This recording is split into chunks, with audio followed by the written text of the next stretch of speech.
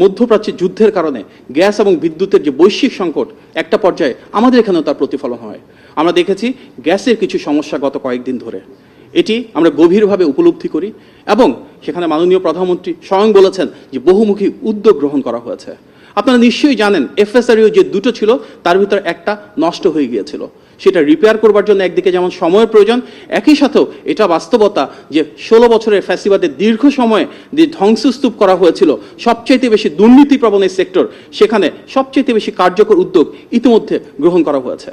মাননীয় প্রধানমন্ত্রী যখন চীন এবং মালয়েশিয়া গিয়েছিলেন, সেখানে যারা জ্বালানি খাতে বিনিয়োগকারী রয়েছেন ওনাদের সাথে আলোচনা হয়েছে এবং মধ্যমেয়াদে কত দ্রুত এই সমস্যার সমাধান করা যায় সেগুলো নিয়ে কার্যকর ফলশ্রুতি আমরা সামনের দিকে দেখতে পাবো। একই সাথে আমরা দেখেছি যুক্তরাষ্ট্র থেকে 25টি টপ কোম্পানির যখন রিপ্রেজেন্টেটিভরা বাংলাদেশে এসেছিলেন, সেখানকার তাদের শীর্ষ জ্বালানি কোম্পানির যারা কর্মকর্তা রয়েছেন ওনারাও বলেছেন বাংলাদেশের গ্যাস এবং বিদ্যুৎ সমস্যার সমাধানে যেটা ফ্যাসিবাদ রেখে গিয়েছিল তারা যত দ্রুত সম্ভব কার্যকর উদ্যোগ গ্রহণ করবে। আমাদের মাননীয় প্রধানমন্ত্রী জনাব তারেক রহমান ইতিমধ্যে সরাসরি মালয়েশিয়ার মাননীয় প্রধানমন্ত্রী জনাব আনোয়ার ইব্রাহিমের সাথে কথা বলেছেন এবং ওনাদের পেট্রোনাসের মাধ্যমে গ্যাসের সমস্যা সমাধানের জন্য ইতিমধ্যে যথেষ্ট প্রোগ্রেস হয়েছে।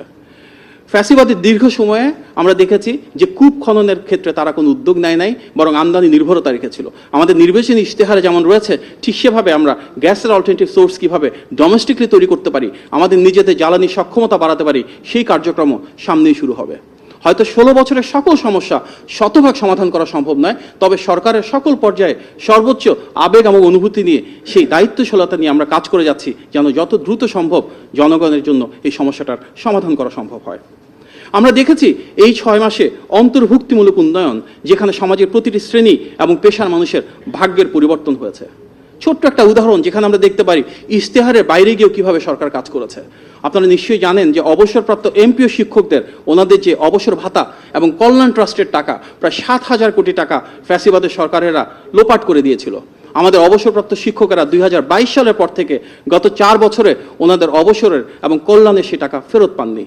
সেটা অবহিত হওয়ার পর মাননীয় প্রধানমন্ত্রী তাৎক্ষণিক সিদ্ধান্তে টাকার ব্যবস্থা করে দেন এবং আমরা এই গত 2 দিন আগে একটি অনুষ্ঠানের মাধ্যমে প্রাথমিকভাবে 2000 কোটি টাকা মাননীয় প্রধানমন্ত্রীর কাছ থেকে নিয়ে এবং আমাদের সেই সম্মানিত অবসরপ্রাপ্ত শিক্ষকদেরকে দিয়েছি। ফ্যাসিবাদের ভেঙে পড়া রাষ্ট্র কাঠামো পুনর্গঠনে এভাবেই প্রতিটি সেক্টরে যখন যেখানে সমস্যা দেখছি আমরা গভীর উপলব্ধির মাধ্যমে সেটি সমাধানের চেষ্টা করে যাচ্ছি।